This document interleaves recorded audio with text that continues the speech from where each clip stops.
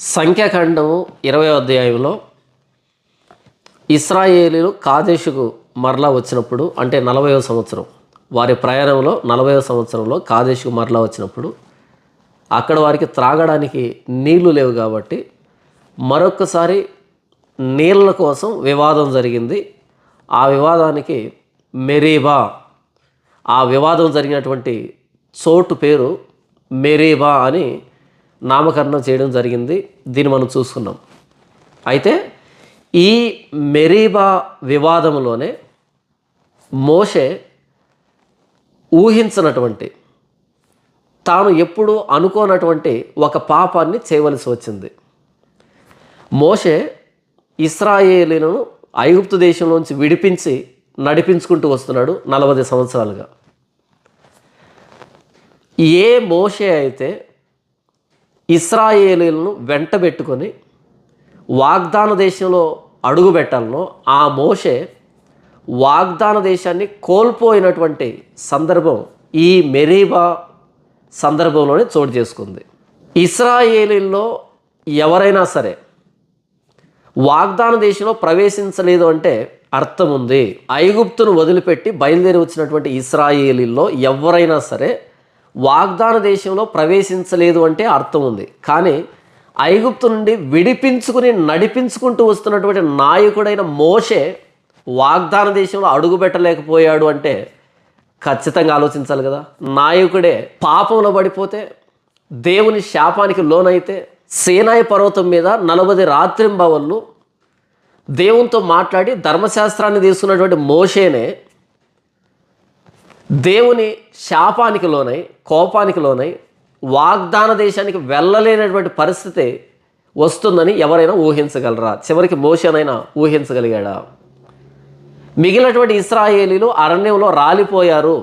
మిర్యాము మరణించింది, అహరోను మరణించాడు, ఇవన్నీ బాగానే ఉన్నాయి. కానీ దేవునిని ముఖాముఖిగా చూసినటువంటి అనుభవం కలిగిన మోషే, సీనాయి పర్వతం మీద 40 రాత్రింబవళ్ళు దేవునితో మాట్లాడి ధర్మశాస్త్రాన్ని తీసుకున్న మోషే, ఐగుప్తు నుండి ఇశ్రాయేలీయుల్ని విడిపించుకుని నడిపించుకుంటూ వస్తున్నటువంటి మోషే, నా ఇల్లంతటిలో నమ్మకమైన వాడు అని దేవుని చేత పిలిపించుకున్నటువంటి మోషే వాగ్దాన దేశంలో ప్రవేశించలేకపోయాడు అన్నది ఎంతటి ఆశ్చర్యానికి, భయానికి గురి చేస్తుంది కదా. అలా మోషే వాగ్దాన దేశంలో ప్రవేశించేటువంటి అవకాశాన్ని కోల్పోయినటువంటి సందర్భం కాదేశులో ఇశ్రాయేలీలు నీళ్ళ కోసం మోషే మీద, దేవుని మీద తిరుగుబాటు చేశారు కదా, గొడవ చేశారు కదా, వివాదం మెరీబా. ఇక్కడే మోషే వాగ్దాన దేశంలో ప్రవేశించేటువంటి అవకాశాన్ని కోల్పోయాడు. ఇప్పుడు సంఖ్యాకాండం 20వ అధ్యాయం 1వ వచనం నుండి ఈ పూర్తి సందర్భాన్ని నేను చదివి వినిపిస్తాను. అటు తర్వాత లోతుల్లోనికి వెళ్దాం. 1వ నెల యందు ఇశ్రాయేలుల సర్వ సమాజము సీను అరణ్యమునకు రాగా ప్రజలు కాదేశులో దిగిరి. అక్కడ మిర్యాము చనిపోయి పాతిపెట్టబడెను. ఆ సమాజమునకు నీళ్లు లేకపోయినందున వారు మోషే అహరోనులకు విరోధముగా పోగైరి. జనులు మోషేతో వాదించుచు, అయ్యో, మా సహోదరులు యెహోవా ఎదుట చనిపోయినప్పుడు మేమును చనిపోయిన ఎడల ఎంతో మేలు. అయితే మేమును మా పశువులను ఇక్కడ చనిపోవునట్లు ఈ అరణ్యములోనికి యెహోవా సమాజమును మీరేలా తెచ్చితిరి? ఈ కాని చోటికి మమ్మును తెచ్చుటకు ఐగుప్తుల నుండి మమ్మును ఏల రప్పించితిరి. ఈ స్థలంలో గింజలు లేవు, అంజూరలు లేవు, ద్రాక్షలు లేవు, దానిమ్మలు లేవు, త్రాగుటకు నీళ్ళే లేవనిరి. అప్పుడు మోషే అహరోనులు సమాజం ఎదుటి నుండి ప్రత్యక్ష గుడారం యొక్క ద్వారంలోనికి వెళ్ళి సాగిలపడగా యెహోవా మహిమ వారికి కనబడెను. అంతటా యెహోవా మోషేకు ఈలాగున సెలవిచ్చెను. ఇక్కడ నుంచి చాలా జాగ్రత్తగా వినండి. దేవుడు మోషేతో ఏం మాట్లాడుతున్నాడు, ఏం చేయమని చెబుతున్నాడు, మోషే ఏం చేస్తాడు అనేదాన్ని చాలా జాగ్రత్తగా వినండి. అంతటా యెహోవా మోషేకు ఈలాగున సెలవిచ్చెను. నీవు నీ కర్రను తీసుకుని నీవును నీ సహోదరుడైన అహరోనును ఈ సమాజమును పోగు చేసి వారి కన్నుల ఎదుట ఆ బండతో మాటలాడుము, అది నీళ్ళిచ్చును. నీవు వారి కొరకు నీళ్లను బండలో నుండి రప్పించి సమాజమునకును వారి పశువులకును త్రాగుటకిమ్ము. ఏమన్నాడు దేవుడు ఇక్కడ? నీవు నీ కర్రను తీసుకొని నీవును నీ సహోదరుడైన అహరోనును ఈ సమాజమును పోగు చేసి వారి కన్నుల ఎదుట ఆ బండతో మాటలాడుము, అది నీళ్ళిచ్చును. నీవు వారి కొరకు నీళ్లను బండలో నుండి రప్పించి సమాజమునకును వారి పశువులకును త్రాగుటకిమ్ము. దేవుడు ఏమంటున్నాడు ఇక్కడ? నీవు ఆ కర్ర తీసుకుని వెళ్ళి ఆ బండతో మాటలాడు అంటున్నాడు, మాట్లాడమంటున్నాడు కదా. అలా మాట్లాడినప్పుడు ఆ బండ నీళ్ళనిస్తుందంట. అలా సమాజం కానీ పశువులు కానీ త్రాగుతాయంట. చాలా స్పష్టం కదా. అయితే మోషే ఏం చేశాడు చూద్దాం. 9వ వచనం. యెహోవా అతనికి ఆజ్ఞాపించినట్లు. ఏంటిది? యెహోవా ఆజ్ఞ. ఆజ్ఞ అతిక్రమం ఏంటి? పాపము. యెహోవా అతనికి ఆజ్ఞాపించినట్లు మోషే ఆయన సన్నిధి నుండి ఆ కర్రను తీసుకుని పోయెను. తరువాత మోషే అహరోనులు ఆ బండ ఎదుట సమాజమును పోగు చేసినప్పుడు అతడు వారితో, ద్రోహులారా వినుడి, మేము ఈ బండలో నుండి మీ కొరకు నీళ్లు రప్పింపవలెనా అనెను. అప్పుడు మోషే తన చెయ్యి ఎత్తి 2 మార్లు తన కర్రతో ఆ బండను కొట్టగా నీళ్లు సమృద్ధిగా ప్రవహించెను, సమాజమును పశువులను త్రాగెను. అప్పుడు యెహోవా మోషే అహరోనులతో, మీరు ఇశ్రాయేలీల కన్నుల ఎదుట నా పరిశుద్ధతను సన్మానించినట్లు నన్ను నమ్ముకొనకపోతిరి కనుక ఈ సమాజమును నేను వారికి ఇచ్చిన దేశంలోనికి మీరు తోడుకొని పోరని చెప్పెను. అవి మెరీబా జలమనబడెను. ఎలయనగా ఇశ్రాయేలీలు యెహోవాతో వాదించినప్పుడు ఆయన వారి మధ్యను తన్ను పరిశుద్ధపరుచుకొనెను. చదవబడినటువంటి ఈ లేఖన భాగం అన్నది చాలా స్పష్టంగా మీకు అర్థమైంది కదా. ఇందులో దేవుడు మోషేతో ఏమన్నాడు అంటే, మోషే నీవు నీ కర్రను తీసుకుని, ఇక్కడ చాలామంది బైబిల్ పండితులు ఏమని అభిప్రాయపడ్డారు అంటే, సంఖ్యాకాండం 17వ అధ్యాయంలో అహరోను కర్ర చిగురిస్తుంది కదా. అహరోను దేవుని సన్నిధిలో పెట్టినటువంటి ఆ బాదం కర్ర, బాదము చిగురు, బాదం పువ్వులు, బాదం పండ్లు కలిగినటువంటి దానిగా ఫలిస్తుంది కదా. ఆ కర్ర తీసుకుని వెళ్ళి మోషే ఆ బండను కొట్టాడు అనేటట్టుగా అభిప్రాయపడ్డారు. కాదు, దేవుడు ఇక్కడ మోషే నీవు అహరోను చిగురించిన కర్ర తీసుకుని వెళ్ళి ఆ బండతో మాట్లాడు అనటంలే, మోషే నీ కర్ర తీసుకుని వెళ్ళి ఆ బండతో మాట్లాడు అంటున్నాడు. కాబట్టి ఇది అహరోను చిగురించినటువంటి కర్ర కాదు. చాలామంది బైబిల్ పండితులు ఇలా అభిప్రాయపడ్డారు. అది అభిప్రాయం మాత్రమే తప్ప వాస్తవానికి అది అహరోను చిగురించిన కర్ర కాదు. ఎందుకంటే నిర్గమకాండం 17వ అధ్యాయంలో మోషే తన కర్రను పట్టుకుని వెళ్ళి ఆ బండను కొడతాడు కదా. అంటే మోషే చేతిలో కర్ర ఉంది. నైలు నదిని కొట్టినప్పుడు కానీ లేకపోతే ఫరో సమక్షంలో ఆ కర్రను వేయడం కానీ మోషే చేతిలో కర్ర ఉంది కదా. కాబట్టి ఆ కర్రే తప్ప అహరోను చిగురించిన కర్ర కాదు. కొంతమంది బైబిల్ పండితులు అభిప్రాయపడ్డారు. అది వారి అభిప్రాయమే తప్ప వాస్తవం కాదు. సరే, విషయానికి వస్తే దేవుడు మోషేతో ఏమన్నా అంటే, మోషే నీవు నీ కర్ర తీసుకుని వెళ్ళి ఆ బండతో మాటలాడు, అది నీళ్ళు ఇస్తుంది, ఇశ్రాయేళ్ల సర్వసమాజం వారి పశువులు త్రాగుతారు అని దేవుడు చెప్పాడు. చాలా స్పష్టంగా ఉంది కదా. అయితే మోషే ఆ బండ దగ్గరికి వెళ్ళి ఆ బండతో మాట్లాడకుండా ఆ బండ దగ్గరికి వెళ్ళే కంటే ముందుగా ఇశ్రాయేళ్ల సర్వసమాజంతో మోషే ఏమని పలుకుతున్నాడు అంటే, తరువాత మోషే అహరోనులు ఆ బండ ఎదుట సమాజమును పోగు చేసినప్పుడు అతడు వారితో, ద్రోహులారా వినుడి, మేము ఈ బండలో నుండి మీ కొరకు నీళ్లు రప్పింపవలెనా అనెను. అప్పుడు మోషే తన చెయ్యి ఎత్తి 2 మార్లు తన కర్రతో ఆ బండను కొట్టగా నీళ్లు సమృద్ధిగా ప్రవహించెను, సమాజమును పశువులను త్రాగెను. మోషే నేరుగా బండ ఎదుటికి వెళ్ళి ఆ బండతో మాట్లాడకుండా దేవుడు ఏమన్నాడు? బండతో మాట్లాడమన్నాడు. కానీ మోషే బండ దగ్గరికి వెళ్ళే కంటే ముందుగా ఇశ్రాయేళ్ల సర్వసమాజాన్ని పోగు చేసి, ద్రోహులారా వినండి అని ఇశ్రాయేళ్ల సమాజాన్ని కోపగించుకుంటున్నాడు. ద్రోహులారా వినండి, మేము మీ కొరకు నీళ్లను రప్పించాలను అని వీరిని కోపగించుకొని తరువాత బండ దగ్గరికి వెళ్ళి బండను తన కర్రతో 2 మార్లు కొట్టాడు. కానీ దేవుడు ఏమన్నాడు? బండతో మాట్లాడమన్నాడు, కొట్టమనలే. కానీ మోషే ప్రజలతో మాట్లాడి, కోపంగా మాట్లాడి బండను కొట్టాడు. ఈ నిర్లక్ష్యమైన చర్య, ఈ అవిధేయకరమైన చర్య మోషేను వాగ్దాన దేశంలో అడుగు పెట్టనివ్వకుండా చేసింది. ఇర్మియా గ్రంథంలో యెహోవా పనిని అశ్రద్ధగా చేయువాడు శాపగ్రస్తుడగును అని వ్రాయబడింది. మరొకసారి, యెహోవా పనిని అశ్రద్ధగా చేస్తే వాడు శాపగ్రస్తుడు, నిర్లక్ష్యంగా చేస్తే. కనుక ఇక్కడ దేవుడు ఏదైతే మాట్లాడాడో ఆ మాటని ఉన్నది ఉన్నట్టుగా పాటించే విషయంలో మోషే విఫలమయ్యాడు, నిర్లక్ష్యం చూపించాడు, అవిధేయత కనబరిచాడు. దేవుడు రాతితో మాట్లాడమంటే మోషే కర్రతో 2 మార్లు కొట్టాడు. ఎందుకు ఇలా కొట్టవలసి వచ్చిందంటే, రెఫీదీములో కూడా నీళ్లు లేనప్పుడు దేవుడు మోషేతో అన్నాడు, మోషే, హోరేబులో ఆ బండ ఎదుట నేను నీకు కనిపిస్తాను, ఆ బండను నీ కర్రతో కొట్టు, అది నీళ్ళు ఇస్తుంది అని చెప్పాడు. అలా గతంలో రెఫీదీములో హోరేబు దగ్గర బండను కొట్టినప్పుడు నీళ్లు వచ్చినటువంటి అనుభవం మోషేకు ఉంది, ఇశ్రాయేలుకు ఉంది.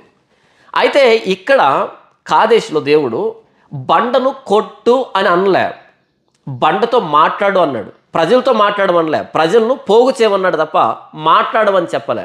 కానీ మోషే మాట్లాడు అని చెప్పిన బండతో మాట్లాడకుండా మాట్లాడొద్దు అన్నటువంటి సమాజంతో మాట్లాడాడు. అంటే దేవుని మాటకి మొట్టమొదటిసారి అవిధేయత చూపించాడు, నిర్లక్ష్యం వహించాడు. నేను మాట్లాడుతున్నాను, మీరు నా మాటలు ఒక మాట వినొచ్చు, ఒక మాట వినకపోవచ్చు. నా మాటను తీవ్రంగా తీసుకోవచ్చు లేదా వదిలిపెట్టేయచ్చు. నేను మనిషిని కాబట్టి నా మాటను మీరు పట్టించుకున్నా పట్టించుకోకపోయినా ఏం కాదు. కానీ దేవుడు మాట్లాడుతున్నప్పుడు దేవుడు మనలాంటి మనిషి కాదు కదా. ఆయన మాట సెలవిచ్చినప్పుడు సర్వ సృష్టి కలిగింది కదా. కలుగునుగా కంటే వెలుగు కలిగింది, కలుగునుగా కంటే ఈ సృష్టి వచ్చింది. కలుగునుగా అనేటువంటి ఆ మాట సమస్త సృష్టిని చేసింది కదా. మాట చేత ప్రపంచాలను నిర్మించాడు కదా దేవుడు. మరి ఆయన మాట్లాడుతూ ఉన్నప్పుడు ఆయన మాటలో సున్న కానీ పొల్లు కానీ తప్పిపోదు, అంత స్థిరమైనటువంటి మాట ఆయనది. ఆయన మాట నిరర్ధకం కాదు. ఆయన నోట నుండి వెలువడేటువంటి మాట అది తన కార్యాన్ని నెరవేర్చుకొని తిరిగి వస్తుంది తప్ప నిష్ప్రయోజనంగా దేవుని దగ్గరికి తిరగదు, మల్లదు అని యెషయా అంటాడు కదా. ఎలాగైతే వర్షం ఆకాశం నుండి పడి, హిమము ఆకాశం నుండి పడి ఆ పంటకు సంబంధించినటువంటి ధాన్యాన్ని సమకూరుస్తుందో, దాని కార్యాన్ని నెరవేరుస్తుందో, అలాగే వర్షం పడినప్పుడు అలాగే వెళ్ళిపోదు కదా. వర్షం ఎందుకు పడిందో, అది ఏ కార్యం చేయాలనో, పంట పండించాలనో లేకపోతే చెరువు నిండించాలనో దాని పని నెరవేరుస్తుందో, అలా దేవుని నోటి నుండి వచ్చే మాట కూడా తన కార్యాన్ని, యెహోవా కార్యాన్ని సంపూర్ణంగా నెరవేర్చి ఆయన దగ్గరకు వస్తుంది తప్ప నిష్ప్రయోజనంగా ఆయన దగ్గరకు తిరగదు. దేవుడు సెలవిచ్చినప్పుడు ఇంత సర్వసృష్టి జరిగింది కదా. ఈ మొక్కను మోషేనే కదా ఆదికాండంలో వ్రాసాడు. మరి ఆ మోషే దేవుడు మాట్లాడుతున్నప్పుడు ఆయన మాటని ఎందుకు శ్రద్ధగా వినలేదు, ఎందుకు నిర్లక్ష్యం వహించాడు? బండతో మాట్లాడు అనేదానికి బండను కొట్టు అనేదానికి తేడా లేదా? తేడా తెలీదా మోషేకు? ఖచ్చితంగా తేడా తెలుసు. ఒకవేళ మోషేకు తేడా తెలియకపోతే, పొరపాటుగా విని ఉంటే గనక మోషే, ప్రభువా పొరపాటైంది క్షమించు అని ఉండేవాడు. కానీ మోషే అలా అనలే. అంటే అర్థం ఏంటంటే, మోషే కావాలనే నిర్లక్ష్యం వహించి దేవుడు మాట్లాడమంటే కొట్టడం జరిగింది. ఎందుకు మాట్లాడవలసిన చోట మోషే కొట్టడం జరిగిందంటే, ఈ సర్వ సమాజాన్ని చూసినప్పుడు మోషేకు కోపం వచ్చింది.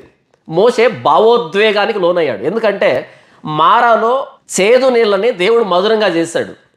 రెఫీదీములో దేవుడు బండ నుండి నీళ్ళు ఇచ్చాడు. మరలా మీరు ఇక్కడ నీళ్ళ కోసం దేవుని మీద సనిగారు, గొనిగారు, వాదం పెట్టుకున్నారు. కనుక మోషే భావోద్వేగానికి లోనై సర్వ సమాజాన్ని పోగు చేసి, ద్రోహులారా వినండి, మేము మీ కొరకు నీళ్లు రప్పించాలనా అని వీళ్ళని ఎప్పుడైతే కోపగించుకున్నాడో, ఆ కోపంలో దేవుడు మాట్లాడు అన్నదాన్ని నిర్లక్ష్యం వహించి ఆ కోపంలో ఆ బండని 2 మార్లు కొట్టాడు ఆ కర్రతో. అంటే ఈ ఇశ్రాయేళ్ల సర్వ సమాజం మీద ఉన్న కోపాన్ని కర్రతో బండ మీద చూపించాడు మోషే కొట్టడం ద్వారా. అలా ఇశ్రాయేళ్ల సర్వ సమాజం ఎదుట దేవుని మహిమను అగౌరవపరిచాడు మోషే.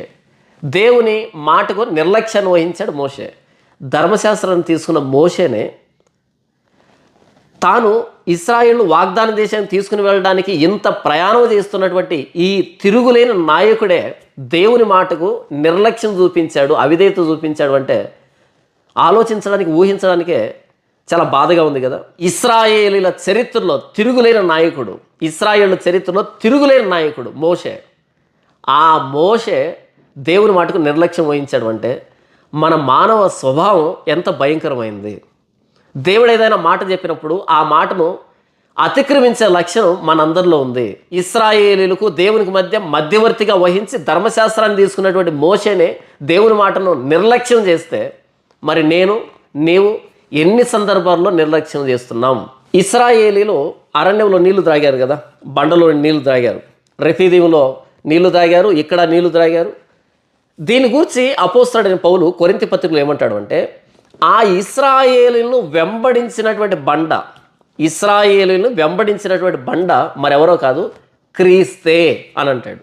అందరూ ఆత్మ సంబంధమైన ఒకే పానము చేస్తారు, ఏలైనగా తమ్మును వెంబడించిన ఆత్మ సంబంధమైన బండలోనిది త్రాగిరి. ఆ బండ క్రీస్తే. ఈ వచనం ప్రకారంగా మోషే ఎవరిని కొట్టాడు? ప్రభువైన యేసుక్రీస్తు అని కొట్టాడు. ఈ వచనం ప్రకారంగా మోషే ఎవరిని కొట్టాడు? ఆ బండ క్రీస్తే అన్నప్పుడు ప్రభువైన యేసుక్రీస్తు అని కొట్టాడు. ఇప్పుడు ఇంకో ప్రశ్న వస్తుంది, మరి రెఫీదీములో మోషేను బండను కొట్టమని చెప్పింది దేవుడే కదా అనేటువంటి ప్రశ్న వచ్చింది కదా. రెఫీదీములో దేవుడే బండను కొట్టమని చెప్పాడు, అలా నీళ్ళు ఇచ్చాడు. మరి అక్కడ యేసుప్రభుని కొట్టినట్టు కాదా? కాదేశును కొడితేనే కొట్టినట్ట యేసుప్రభుని అనేటువంటి ప్రశ్న రావడం సహజం. దీనికి బైబిల్ పండితులు ఏమని సమాధానం చెప్పారు అంటే, ప్రభువైన యేసుక్రీస్తు వారు ఒక్కమారే శిలువ మీద ప్రాణం పెట్టాలి. ప్రభువైన యేసుక్రీస్తు వారు ఒక్కసారి శిలువ మీద ప్రాణం పెట్టాడు. ఆయన శిలువ మీద ప్రాణం పెట్టే ముందు ఆయన కొట్టబడ్డాడు, ఉమ్మివేతకు గురయ్యాడు, పిడిగుద్దులు తిన్నాడు, అవమానం, హేళన, మొత్తంగా యేసు ప్రభు శిలువనెక్కింది ఒక్కమారే. ఆ ఒక్కమారు శిలువ మీద ప్రాణం పెట్టే విషయంలో యేసు ప్రభు దెబ్బలు తిన్నాడు, కొరడ దెబ్బలు కానీ, మేకులు కానీ. యేసు ప్రభు శ్రమనొందాడు కదా. ఎలాగైతే మోషే ఆ బండను కొట్టాడు రెఫీదీములో, అలా రోమియోల చేత యేసు ప్రభు కొట్టబడ్డాడు, శిలువ ఎక్కించబడ్డాడు ఒక్కమారే. అప్పటి నుండి ఇప్పటి వరకు మరెప్పుడు యేసు ప్రభు శిలువ మీద ప్రాణం పెట్టలే, ఒక్కమారే ఆయన శిలువ కార్యం జరిగింది. ఎవరైనా సరే 2000 సంవత్సరాల క్రితం జరిగినటువంటి ఆ శిలువ మరణం దగ్గరికి వచ్చి, యేసు ప్రభువా నా పాపాలు క్షమించు, నీ రక్తంతో నన్ను కడుగు, పరిశుద్ధపరచు అంటే ఎవరికైనా సరే పాప క్షమాపణ అందుబాటులో ఉంది. యేసు ప్రభు శిలువ మీద ప్రాణం పెట్టింది ఒక్కసారే, రెండవసారి యేసు ప్రభు శిలువ మీద ప్రాణం పెట్టాడు.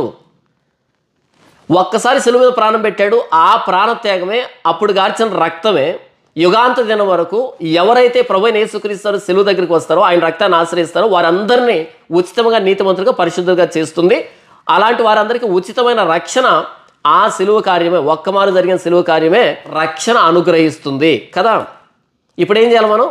మరలా యేసు ప్రభు వచ్చి శిలువ మీద ప్రాణం పెట్టాలి అనాల్సిన అక్కర్లే, ఆ శిలువ కార్యాన్ని అంగీకరిస్తే సరిపోతుంది. ఇలా బైబిల్ పండితులు దీన్ని పోల్చారు. ఎలాగంటే, రెఫీదీములో దేవుడే మోషేను ఆ బండను కొట్టు అని ఎలాగైతే అన్నాడో, అలాగే ప్రభువైన యేసుక్రీస్తు వారిని ఈ ప్రపంచానికి ఇచ్చి దేవుడు లోకమును ఎంతో ప్రేమించను, కాగా తన అద్వితీయ కుమారునిగా పుట్టిన వానిందు విశ్వాసముంచు ప్రతివాడు నశింపక నిత్యజీవం పొందినట్లు ఆయనను అనుగ్రహించెను. ఎలా అనగా మనకు శిశువు పుట్టెను, కుమారుడు అనుగ్రహించబడెను, కుమారుడు ఇవ్వబడ్డాడు. ఎందుకు ఇచ్చాడు? ప్రభువైన యేసుక్రీస్తు వారు శిలువ మీద ప్రాణం పెట్టడానికి. ఎలాగైతే మోషేను నీవు నీ కర్ర తీసుకొని హోరేబులో ఆ బండను కొట్టు అన్నాడు, అలా ప్రభువైన యేసుక్రీస్తు వారు శిలువ మీద ప్రాణం పెట్టడానికే దేవుడు ఈ లోకానికి ఇచ్చాడు ఆయన్ని. ఆయన ప్రియకుమారుడిగా ఈ లోకానికి వచ్చి ప్రభువైన యేసుక్రీస్తు వారు శిలువలో ప్రాణం పెట్టాడు. రెఫీదీములో మోషే బండను కొట్టినట్టుగా యేసు ప్రభు మొత్తబడడానికి, కొట్టబడడానికి, మన అతిక్రమాలను బట్టి గాయపరచబడడానికి యేసు ప్రభు ఇవ్వబడ్డాడు ఒక్కమారే. తరువాత కాదేశులో ఆ బండతో మాటలాడు అన్నాడు దేవుడు, కొట్టమనలే. అలాగే పెంతెకొస్తు పండుగ దినాన అపోస్తలుడైన పేతురు ఎదురుగా అనేక మంది ఇశ్రాయేలీయులు, సహోదరులారా మేము ఇప్పుడు ఏం చెయ్యాలి అని అడిగారు. అప్పుడు పేతురు, యేసు ప్రభు మరలా వస్తాడు, శిలువ మీద ప్రాణం పెడతాడు, మీ పాపాలు క్షమిస్తాడు అని చెప్పలే. యేసు ప్రభు శిలువలో ప్రాణం పెట్టాడు కదా, మీరు మారు మనసు పొంది పాప క్షమాపణ నిమిత్తం ప్రతివాడు యేసుక్రీస్తు నామమున బాప్తిసం పొందండి, అప్పుడు పరిశుద్ధాత్మను వరం మీరు పొందుతారు అని పేతురు చెప్పాడు. అంటే శిలువ మీద ప్రాణం పెట్టిన ప్రభువైన యేసుక్రీస్తు వారి ప్రాణత్యాగం ఎందు మీరు విశ్వాసం ఉంచినప్పుడు, మారు మనసు పొందినప్పుడు, పాప క్షమాపణను వేడుతూ ఆ శిలువను బట్టి మీరు బాప్తిసం తీసుకున్నప్పుడు మీరు పరిశుద్ధాత్మ వరాన్ని పొందుతారు అని చెప్పాడు. అంటే ఇప్పుడు ఎవరైనా సరే గతకాల పాపాన్ని విడిచిపెట్టి పరిశుద్ధాత్మ దేవుని పొందుకొని నూతన సృష్టిగా మారాలి అంటే ప్రభువైన యేసుక్రీస్తు వారి శిలువలో విశ్వాసం ఉంచితే సరిపోతుంది. మరలా యేసు ప్రభు రానక్కర్లేదు, ఆయన శిలువ మీద ప్రాణం పెట్టనక్కర్లేదు. ఎలాగైతే కాదేశులో రెండవ మారు బండను కొట్టవలసిన అవసరం లేదో, రెఫీదీం ప్రాంతంలో హోరేబులో మాత్రమే బండను కొట్టడం జరిగిందో, అలా ప్రభు అయిన యేసుక్రీస్తు వారు 2000 సంవత్సరాల క్రితం శిలువలో ప్రాణం పెట్టాడు కదా, ఆ ప్రాణత్యాగాన్ని ఒప్పుకుంటే సరిపోతుంది, నీతిమంతులం అవుతాం. అలా ఆ బండను రెండవ మారు కొట్టకూడదు, ఆ బండతో మాటలాడాలి, దానికి గుర్తు అని బైబిల్ పండితులు వివరణ ఇచ్చారు. సరే, విషయానికి వస్తే మోషే తిరుగులేనటువంటి నాయకుడు ఇశ్రాయేలు చరిత్రలో. అలాంటి నాయకుడే, ధర్మశాస్త్రం తీసుకున్నటువంటి నాయకుడే ఆ మధ్యవర్తి ఇక్కడ సాక్షాత్తు దేవుని మాటను అవిధేయత చూపించాడు, నిర్లక్ష్యం వహించాడు.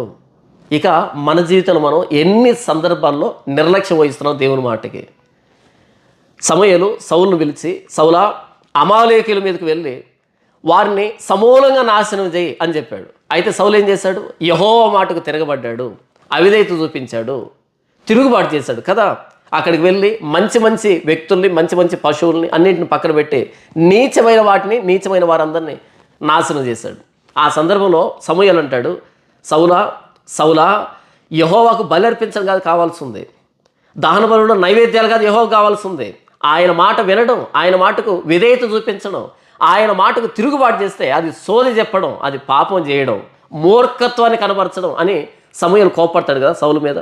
ప్రసంగి గ్రంథంలో కూడా నీవు దేవుని సన్నిధికి వెళ్ళేటప్పుడు నీ మాటలు కొద్దిగా ఉండాలి, ఎందుకంటే ఆయన ఆకాశం మీద ఉన్నాడు, నీవు భూమి మీద ఉన్నావు. బుద్ధిహీనులు బలి అర్పించినట్టుగా అర్పించట కంటే సమీపించి ఆలకించడం శ్రేష్టం అని అంటాడు జ్ఞాని అయిన సొలొమోను. మోషే ఇక్కడ దేవుడు చెప్పినట్టు కాకుండా తన సొంత పద్ధతిలో ఇశ్రాయేలు సర్వ సమాజం దప్పిక తీర్చేటువంటి ప్రయత్నం చేశాడు. మరొకసారి, మోషే ఇక్కడ దేవుడు చెప్పినట్టుగా కాకుండా తన సొంత పద్ధతిలో ఇశ్రాయేలీల దాహం తీర్చే ప్రయత్నం చేశాడు.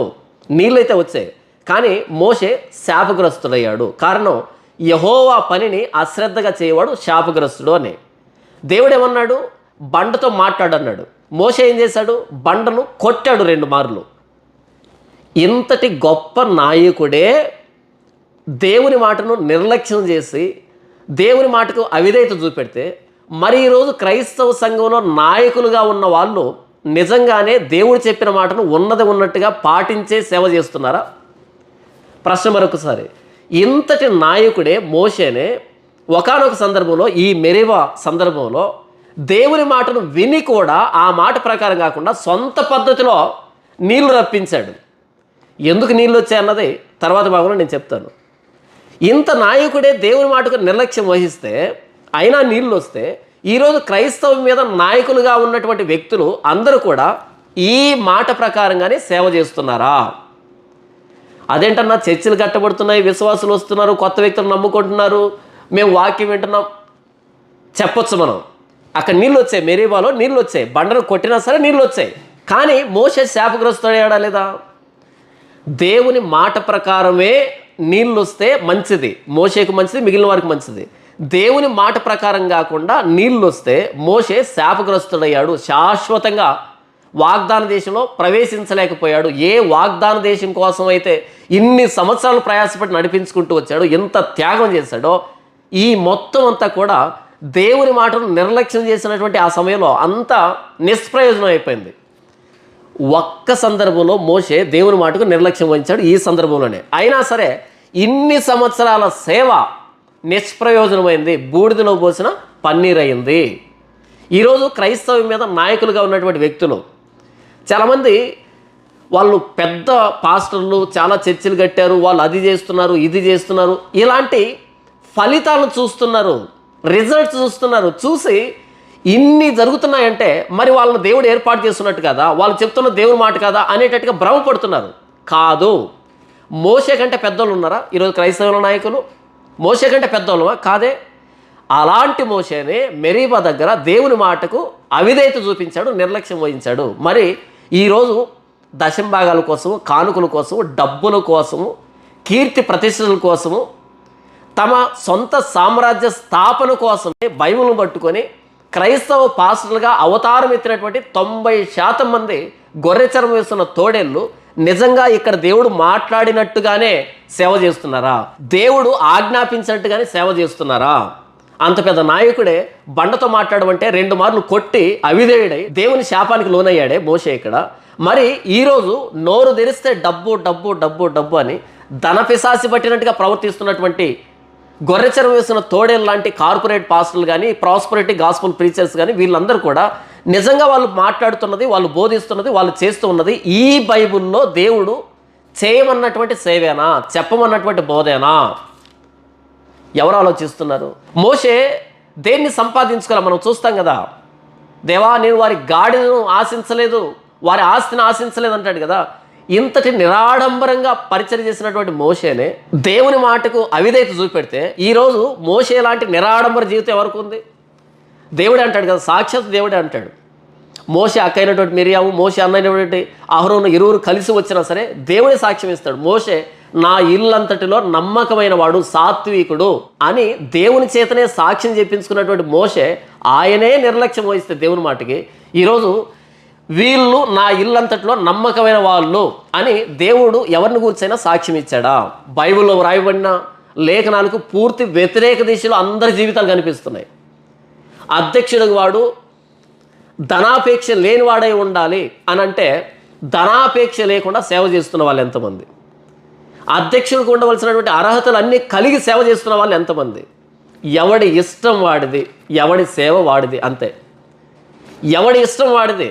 తిమోతి పత్రికలోను, తీతు పత్రికలోను అధ్యక్షుడు ఎలా ఉండాలి, నాయకుడు ఎలా ఉండాలి అని ఎన్ని లక్షణాలు చెప్పబడ్డాయి. ఆ లక్షణాల ప్రకారమైనటువంటి నాయకులు ఎంతమంది క్రైస్తవ్యంలో మనం పట్టించుకుంటున్నామా? పట్టించుకోలే. ఒక్క సందర్భంలో దేవుని మాట వినకపోతే మోషే శాపగ్రస్తుడైతే, అంత పెద్ద నాయకుడిని దేవుడు వదిలిపెట్టకపోతే, మరి ఈరోజు ఎవడి ఇష్ట ప్రకారం వాళ్ళు వచ్చి ఎవడికి నచ్చిన బోధ వాడు చేసుకుంటూ, ఎవడికి ఇష్టం వచ్చినట్టు వాడు పరిచయం చేస్తూ, ఎవడికి ఇష్టం వచ్చినట్టుగా వాడు యేసుప్రభువును ప్రకటిస్తూ సంపాదించుకుంటూ సొంత సామ్రాజ్య స్థాపన చేసుకుంటూ ఉంటే మనం సహిస్తున్నామంటే దాని అర్థం ఏంటి? దేవుడు బండతో మాట్లాడమంటే మోషే బండను కొట్టాడు. దేవుడు క్షమించాడా? చూచిచున్నట్టు వ్యవహరించాడా? మోషే నాయకుడు కదా, ఇంత చిన్న విషయంలో ఎందుకు వదిలిపెట్టాలని దేవుడు అనుకున్నాడా? అనుకోలేదే. మరి మనం మాత్రం సేవ పేరుతో ఎన్ని దారుణాలు చేస్తున్నా సరే చూచిచున్నట్టు వ్యవహరిస్తున్నాం. సేవ పేరుతో ఎన్ని దారుణాలు! ఒక్కొక్కడు కథలు చెప్తాడు, పెట్ట కథలు చెప్తాడు, సాక్ష్యాలు చెబుతాడు, స్వస్థతలు అంటాడు, భాషలు అంటాడు, దర్శనాలు అంటాడు. వాక్యం కాకుండా అన్ని రకాల కార్యక్రమాలు చేస్తూ ఉంటే అన్నింటినీ చూచిచున్నట్టుగా దేవుడు చూసుకుంటానేటట్టుగా మనం నిర్లక్ష్యం చేస్తున్నాం. దేవుడు బండతో మాట్లాడు అంటే మోషే బండను కొట్టాడు, తన సొంత పద్ధతులు నీళ్ళు రప్పించాడు. దేవుడు వదిలిపెట్టలేదు. సౌలుని అమాలేకులందరినీ తుడిచిపెట్టమని చెప్పాడు దేవుడు. కానీ సౌలు దేవుని కోసమే, బలి కోసమని కొన్ని పక్కన పెట్టాడు. దేవుడు క్షమించాడా? సింహాసనం నుంచి తొలగించాడు. దేవుని మాట చెప్పింది చెప్పినట్టు చేయడమే దేవుని నమ్మడం అంటే. దేవుని మాటకు కుడికి కానీ ఎడమ కానీ పోకూడదు. దేవుని మాటకు ఒకటి కలపడం కానీ తీసివేయడం కానీ జరగకూడదు. దేవుడు ఏం చెబుతాడో అలాగే జరగాలి. ఆ రోజు నాయకుడైన మోషేనే దేవుని మాటను నిర్లక్ష్యం చూపెడితే మరి ఈరోజు క్రైస్తవం మీద నాయకులుగా ఉన్న వాళ్ళు ఎన్ని సందర్భాల్లో, ఎన్ని విషయాల్లో దేవుని మాటకు వ్యతిరేకంగా ప్రవర్తిస్తున్నారు. ఆయన మాట్లాడమంటే కొడుతున్నారు మోషేలాగా. ఈరోజు ఎవరం పట్టించుకుంటున్నాం? బైబిల్లో ఏముంది, ఆయన ఏం మాట్లాడాడు, ఈరోజు క్రైస్తవంలో ఏం జరుగుతుంది, ఏం ప్రకటించబడుతుంది, ఏది నెరవేరుతూ ఉంది అని ఎంతమంది పట్టించుకుంటున్నాం? మనం పట్టించుకోవాలనే, దేవుని మాటను ప్రామాణికంగా పెట్టుకొని బ్రతకాలనే, దేవుని మాటను ప్రామాణికంగా తీసుకొని ప్రతి ఒక్కరిని నిర్ణయించాలనే, పరీక్షించాలనే దేవుడు ఇలాంటి సందర్భాన్ని వ్రాయించింది. నాయకుడు తప్పు చేసినా సరే దేవుడు వదిలిపెట్టలేదు, మోషేను వదిలిపెట్టలేదు. మోషే కంటే మనం గొప్ప వాళ్ళమా? దేవుడు ప్రవక్త అయిన యెషయా ద్వారా ఇశ్రాయేలీలతో, యాకోబు కుటుంబీకులతో మాట్లాడుతూ ఆయన ఏమన్నాడు అంటే, నేనే నా చిత్తానుసారంగా నీ పాపాలను క్షమిస్తున్నా, తుడిచివేస్తున్నా అని అన్నాడు. అప్పుడు ప్రజల స్పందన ఏంటి? ఓహో, మేము అబ్రహాము సంతానం కాబట్టి, మేము మోషే మధ్యవర్తిత్వంలో ధర్మశాస్త్రాన్ని తీసుకున్నాం కాబట్టి, మేము వాగ్దాన ప్రజలం కాబట్టి దేవుడు మా పాపాలను క్షమిస్తున్నాడు, తుడిచివేస్తున్నాడు అనేటువంటి ఆలోచన రావచ్చు. అంతే కదా? బాప్తీసం ఇచ్చేమని బాప్తీసం ఇస్తూ ఉంటే కొంతమంది మేము అబ్రహాం పిల్లలమే, మాకెందుకు బాప్తీసం, మాకెందుకు మారు మనసు అనేటట్టుగా చూస్తే అప్పుడు బాప్తీసం ఇచ్చేమని ఏమన్నాడు? అబ్రహాం పిల్లలు అనుకుంటున్నారా? అబ్రహాం పిల్లలు అనుకోవద్దు. దేవుడు అనుకుంటే ఈ రాళ్ళకి పిల్లలను పుట్టించగలడు. అంటే దాని అర్థం ఏంటంటే అబ్రహాం పిల్లలమే, వాగ్దాన ప్రజలమే, ప్రత్యేకమైన వారమే, మాకెందుకు మారు మనసు అని అనుకోవద్దు. దేవుడు అనుకుంటే రాళ్ళకు కూడా పిల్లలు పుట్టించగలడు. కాబట్టి ప్రతి ఒక్కరు వచ్చి మారు మనసు కోసమైన ఈ బాప్తీసాన్ని తీసుకోవాల్సి ఉంది అని బాప్తీసం ఇచ్చామని చెప్పాడు కదా. అంటే యూదులకి స్వతహాగా ఒక ఆలోచన ఉండేది. అదేంటంటే మేము అబ్రహాం పిల్లలమే, మేము మోషే ద్వారా ధర్మశాస్త్రాన్ని తీసుకున్నాం, నిబంధన ప్రజలు మేము అనేటువంటి ఒక ఆలోచన ఉండేది. కాబట్టి దేవుడు నేనే నా చిత్తానుసారంగా మీ పాపాలను తుడిచివేస్తున్నా, క్షమిస్తున్నా అని అన్నప్పుడు లోపల ఓహో దేవుడు పాపాలు క్షమిస్తున్నాడా, ఎందుకు అంటే మేము అబ్రహాం పిల్లలు కాబట్టి, మోషే ద్వారా ధర్మశాస్త్రం తీసుకున్నాం కాబట్టి అనేటువంటి ఆలోచన వస్తుందని దేవుడే మరలా ఏమంటున్నాడు అంటే, మీ మూలపితరుడు కానీ మీ మధ్యవర్తులు కానీ అందరూ పాపం చేసిన వాళ్ళే. మీ మూలపితరుడైన అబ్రహాం పాపం చేశాడు, మీ మధ్యవర్తి అయిన మోషే పాపం చేశాడు. కాబట్టి మీలో ఎలాంటి నేను క్షమించడానికి కారణమైన లక్షణం లేదు, ఈ క్షమాపణ ఉచితం అని దేవుడు చెప్తున్నాడు. ఇంతవరకు చెప్పిందని మనసులో పెట్టుకోండి. ఇప్పుడు నేను చదివి వినిపిస్తాను. యెషయా గ్రంథం 43వ అధ్యాయంలో సందర్భం ఇది. చదివి వినిపిస్తాను, చాలా జాగ్రత్తగా వినండి.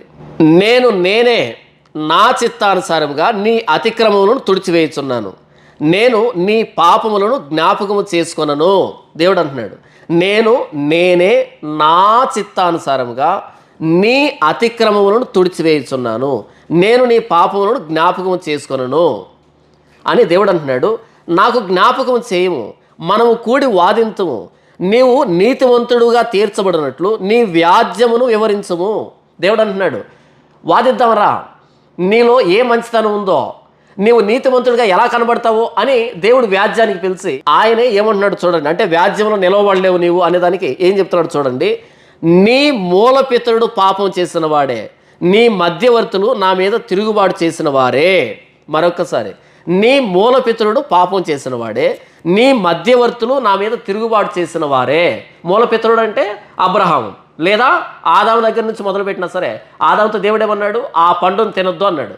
ఏం చేశారు వాళ్ళు, ఆ పండును తిన్నారు.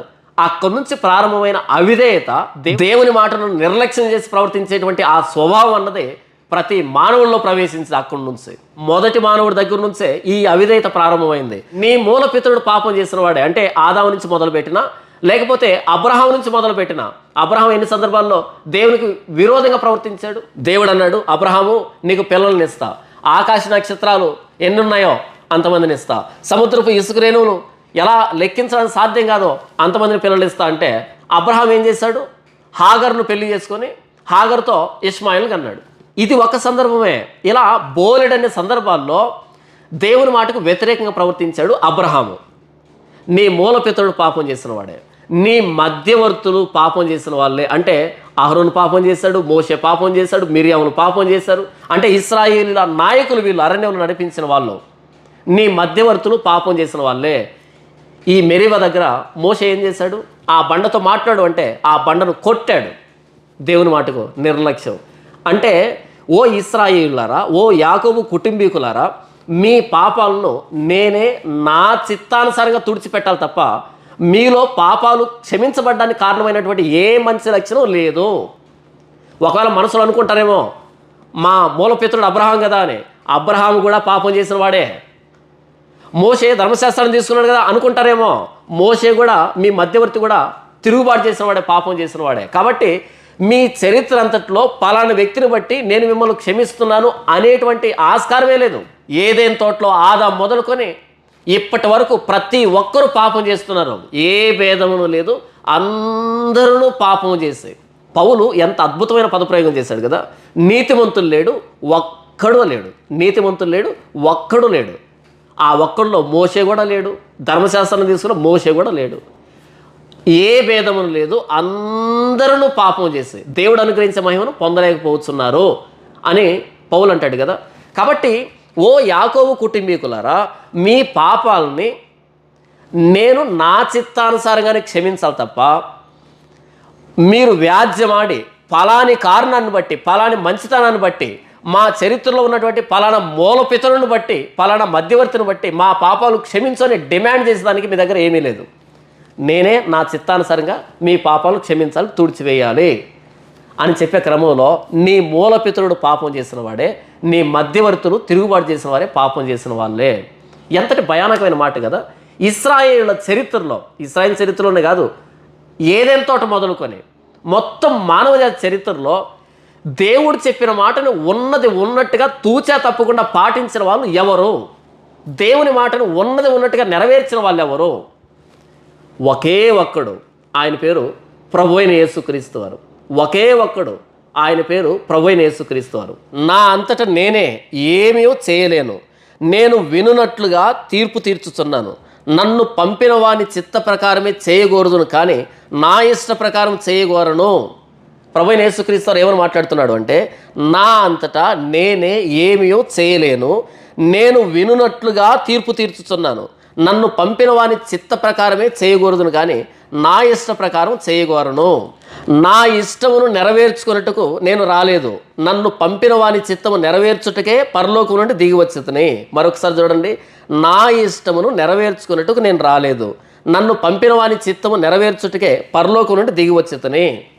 ప్రభువైన యేసుక్రీస్తు వారు ఏమంటున్నాడు అంటే, నా ఇష్టాన్ని నెరవేర్చుకోవడానికి రాలే, నన్ను పంపిన వాని చిత్తాన్ని నెరవేర్చడానికే. కానీ మనం ఆదాం మొదలుకొని యేసు ప్రభు వరకు, యేసు ప్రభు తర్వాత కూడా ఎవరైనా దేవుని మాటను ఉన్నది ఉన్నట్టుగా నెరవేర్చారా? ఏ మానవుడు దేవుని మాటను ఉన్నది ఉన్నట్టుగా నెరవేర్చలేదు. నరావతారిగా వచ్చిన ప్రభువైన యేసుక్రీస్తు వారు తప్ప, నరావతారిగా వచ్చిన ప్రభువైన యేసుక్రీస్తు వారు తప్ప.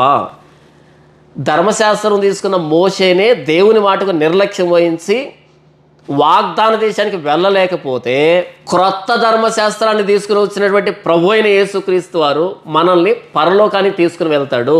మరొకసారి, పాత నిబంధన కింద ఎవరైనా బ్రతికితే వాళ్ళు వాగ్దాన దేశానికి వెళ్ళలేకపోయారు. కారణం ఏంటంటే, ఆ నిబంధనను తీసుకున్నటువంటి మధ్యవర్తి అయిన మోషే కూడా దేవుని మాటకు నిర్లక్ష్యం వహించి శాపగ్రస్తుడయ్యాడు.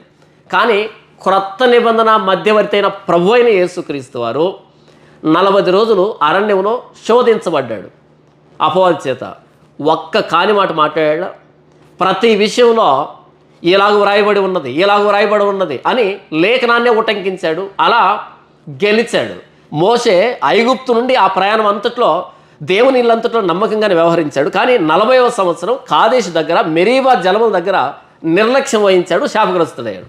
ప్రభువైన యేసుక్రీస్తు వారు 40 రోజులు శోధించబడినప్పటికీ ఆయన దేవుని మాటను ఉన్నది ఉన్నట్టుగా పాటించాడు. చివరికి ప్రాణం పోయేంత ఆకలిలో కూడా మనుషుడు రొట్టె వలన మాత్రం కాదు, కానీ దేవుని నోట నుండి వచ్చు ప్రతి మాట వలన మనుషుడు జీవించులని వ్రాయబడి ఉన్నది అని ద్వితీయోపదేశకాండంలో రాయబడినటువంటి ఆ మాటను అపవాదితో చెప్పడం ద్వారా ఆయన గెలిచాడు. అంటే ప్రభువైన యేసుక్రీస్తు వారు ప్రాణం పోయే పరిస్థితుల్లో కూడా ఒక్క సందర్భంలో కూడా దేవుని మాటకు నిర్లక్ష్యం వహించలేదు. నరావతారిగా వచ్చినటువంటి దేవాదేవుడైన ప్రభువైన యేసుక్రీస్తు వారు, ప్రభువైన యేసుక్రీస్తు వారు గెత్సమని తోటలో ఏమైనా ప్రార్థన చేస్తారు? తండ్రి, నీ చిత్తమైతే, నీ ఇష్టమైతే ఈ గిన్నె నా యొద్ద నుండి తొలగించు, అయినను నా ఇష్టం కాదు నీ చిత్తమే సిద్ధించును గాక. ప్రాణం పోయే పరిస్థితుల్లో కూడా ప్రభువైన యేసుక్రీస్తు వారు దేవుని ఇష్టాన్ని నెరవేర్చాడు. నేను నా ఇష్టాన్ని నెరవేర్చుకోవడానికి రాలే, నన్ను పంపిన వాని చిత్తాన్ని నెరవేర్చడానికి వచ్చాను. పాత నిబంధన తీసుకున్నటువంటి మధ్యవర్తి కూడా వాగ్దాన దేశంలో ప్రవేశించలేకపోయాడు. అయితే మనకున్న భాగ్యం ఏంటంటే, మనం క్రొత్త నిబంధన కింద ఉన్నాం. పాత నిబంధన దాన్ని తీసుకున్నటువంటి మధ్యవర్తినే నీతిమంతుడిగా చేయలేకపోయింది, వాగ్దాన దేశంలో ప్రవేశపెట్టలేకపోయింది. అయితే క్రొత్త నిబంధన, ప్రభువైన యేసుక్రీస్తు రక్తాన్ని బట్టి చేయబడిన క్రొత్త నిబంధన, ఎన్ని సందర్భాల్లో నేను మాట తప్పాను, ఎన్ని సందర్భాల్లో నా ఊహ తెలిసినప్పటి నుంచి ఇప్పటి వరకు ఎన్ని సందర్భాల్లో నేను దేవుని మాటకు నిర్లక్ష్యం వహించాను, ఎన్ని సందర్భాల్లో దేవుని ఆజ్ఞను అతిక్రమించాను నీవు. కానీ ప్రభువైన యేసుక్రీస్తు వారి ఆ నిబంధన రక్తం అన్నది మోషే కంటే కోటి రెట్లు చెడిపోయినటువంటి శాపగ్రస్తులమైన మనల్ని ఆ శాపాల నుంచి విడిపించింది. పరలోకంలో ప్రభువైన యేసుక్రీస్తు వారితో పాటు సదాకాలం ఉండేటువంటి భాగ్యాన్ని ప్రభువైన యేసుక్రీస్తు రక్తం కలిగించింది. పశువుల రక్తంతో ప్రోక్షించబడినటువంటి ఆ పాత నిబంధన, దాన్ని తీసుకున్నటువంటి మధ్యవర్తి అయిన మోషేనే శాపం లేకుండా చేసి వాగ్దాన దేశంలో ప్రవేశపెట్టలేకపోయింది. శిలువ మీద ప్రభువైన యేసుక్రీస్తు వారు గార్చినటువంటి క్రొత్త నిబంధన రక్తం, ఆ రక్తం మోషే కంటే కోటి రెట్లు చెడిపోయిన వాళ్ళమే, శాపగ్రస్తులమే, పాపాత్ములే, దేవుని ఆజ్ఞను అతిక్రమించిన వాళ్ళ మనల్ని పరలోకంలో ప్రవేశపెట్టడానికి సమర్థవంతమైంది ప్రభువైన యేసుక్రీస్తు వారి రక్తం. కాబట్టి మనం ప్రభువైన యేసుక్రీస్తు వారి దగ్గరికి వచ్చాము అంటే, ఆయన రక్తంలో ప్రోక్షించబడ్డామంటే, ప్రభువైన యేసుక్రీస్తు వారిని బట్టి మనకు పరిశుద్ధాత్మదేవుడు అనుగ్రహించబడ్డాడు అంటే, దేవుని మాటకు కుడికి కానీ ఎడమకు కానీ పోకూడదు. మోషే పోయాడంటే అర్థం ఉంది, అహరోను పోయాడంటే అర్థం ఉంది, మిరియాం పోయిందంటే అర్థం ఉంది, ఇశ్రాయేలు పోయాడంటే అర్థం ఉంది. ఎందుకంటే వారికి పరిశుద్ధాత్మ దేవుడు లేడు. కానీ క్రొత్త నిబంధన మనకు ప్రభువైన యేసుక్రీస్తు వారు శిలువ మీద కొట్టబడడం ద్వారా, ఆయన శిలువ మీద ప్రాణం పెట్టడం ద్వారా ప్రభువైన యేసుక్రీస్తు రక్తం కడబడినటువంటి మన మీదకి పెంతెకొస్తు పండుగ దినాన పరిశుద్ధాత్మ దేవుడు వచ్చాడు వరంగా. ఆ రోజు మోషే బండను కొట్టినప్పుడు బండలోంచి నీళ్ళు వచ్చాయి. ఆ బండ క్రీస్తే, నీళ్లు పరిశుద్ధాత్మ దేవుడు గుర్తు కదా.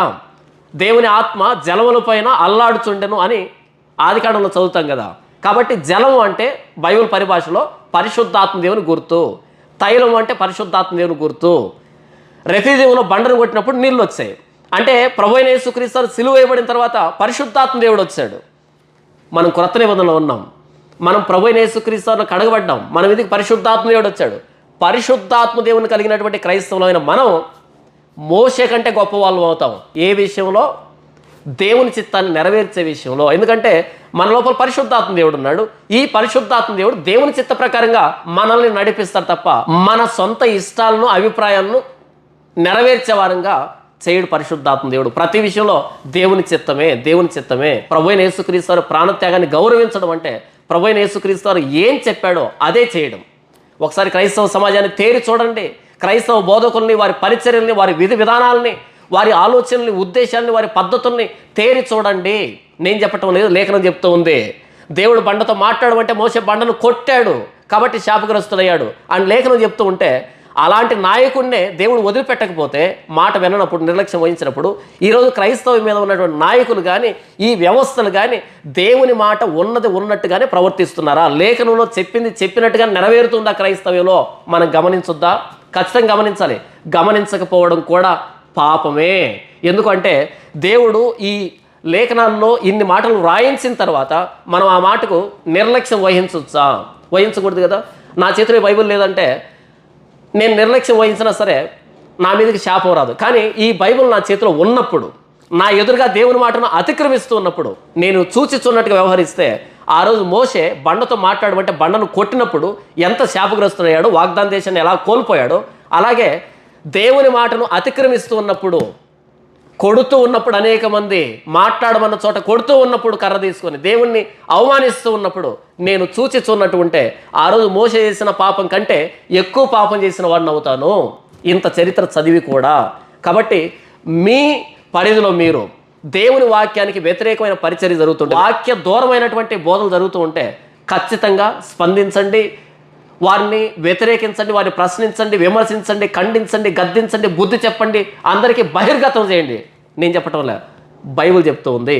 ఎందుకు అంటే దేవుని చిత్తాన్ని ఉన్నది ఉన్నట్టుగా ప్రాణం పోయే సమయంలో కూడా నీ చిత్తమే సిద్ధించునుగాక అని చెప్పినటువంటి ప్రభువైన యేసుక్రీస్తు వారి రక్తంలో కడగబడిన మనం, పరిశుద్ధాత్మ దేవుని పొందుకున్న మనం దేవుని మాటకు అంత గౌరవం ఇవ్వకపోతే, మన కోసం ప్రాణం పెట్టిన ప్రభువైన యేసుక్రీస్తు వారిని, మనలో సంచకరువుగా అనుగ్రహించబడినటువంటి పరిశుద్ధాత్మ దేవుణ్ణి వెక్కిరిస్తున్నామని అర్థం కాదా?